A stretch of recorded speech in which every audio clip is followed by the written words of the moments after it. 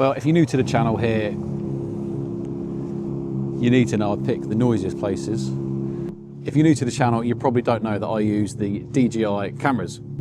On the channel for 2025 and most of 24, I've been using the DJI cameras and the DJI mics. Me personally, I've got the DJI Mic 2s and I do have 2 of them. Now I've got a few reasons why I've got 2 of them. The first one being Zoe's on the channel as well, so when we both go out riding, we've both got a DJI mic in our helmets and we've got our own Osmo Actions. I'll use the 5 Pro, she'll have the 4. Now the other reason I've got 2 is because with the 5 Pro is you can actually connect 2 DJI mics to that camera at the same time. Now actually on one of my other DJI mic videos, someone's asked me to do like a consolidated update on the mics, what settings I'm using and where I've got them. So tip number 1 then is going to be the gain settings. So to start with then, the black DJI mic, that is my main helmet mic, and the white is my backup. The settings I use for the black one, I've got 2 different settings. The first one being on the bike and the second one off the bike. On the bike, I use a gain of -8, noise cancelling off. And that for me has been the kind of sweet spot where I haven't had to bump up the audio in post when I'm editing the video. When I was at -12, -9, I was still having to raise it just a little bit. And so actually I kept playing around and I found for me, -8 was that like sweet spot. Off the bike when I'm doing walk-arounds, -8 is obviously way too quiet because it's not next to my mouth. Off the bike, I'll do +3 on the gain. And still noise cancelling off.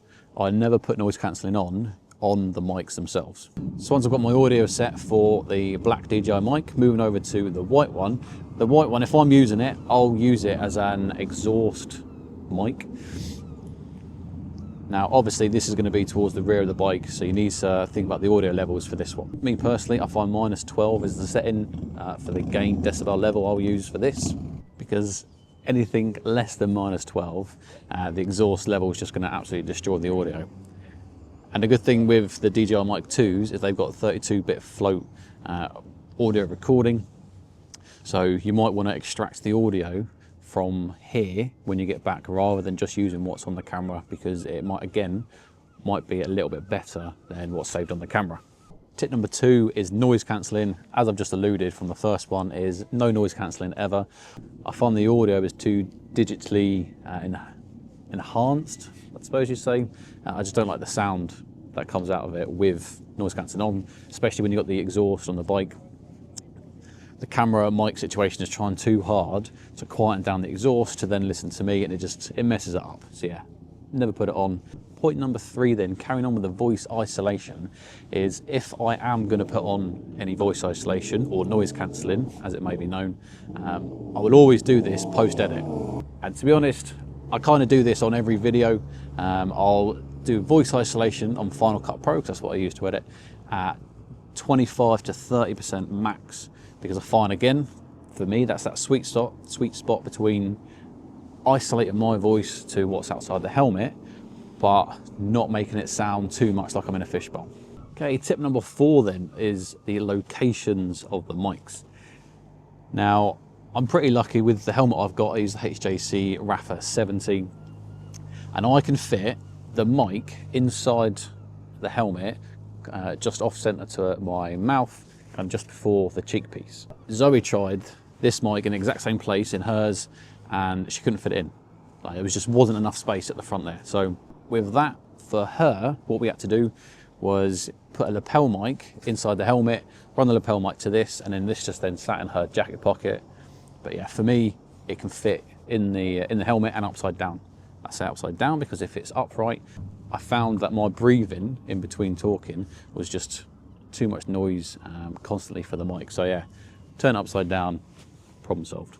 Now, location for the exhaust mic, it depends on kind of your bike, your setup, what you've got. I found out of the 3 locations between the left pannier, the rear back box and the right pannier, exhaust on the right hand side, that the best audio come from the left pannier, a little bit further away from the exhaust and less distortion.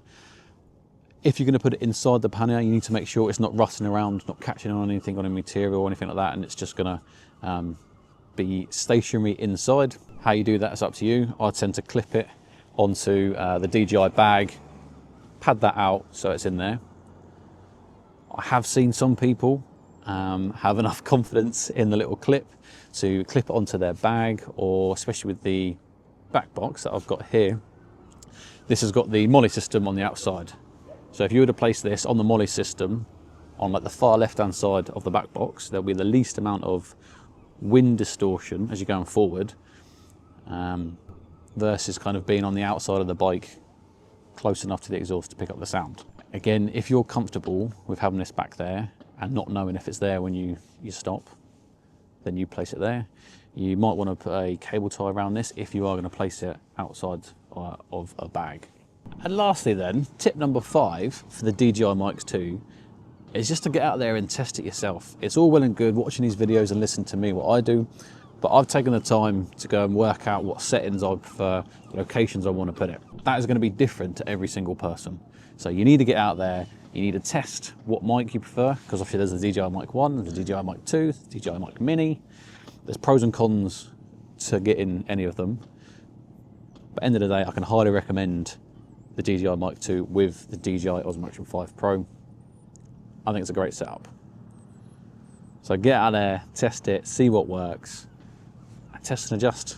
It may take a couple of trips jumping on and off the bike, but end of the day, once you've spent that day faffing, it'll be so much quicker when you actually come to filming, because you know what settings you want for what kind of scenario.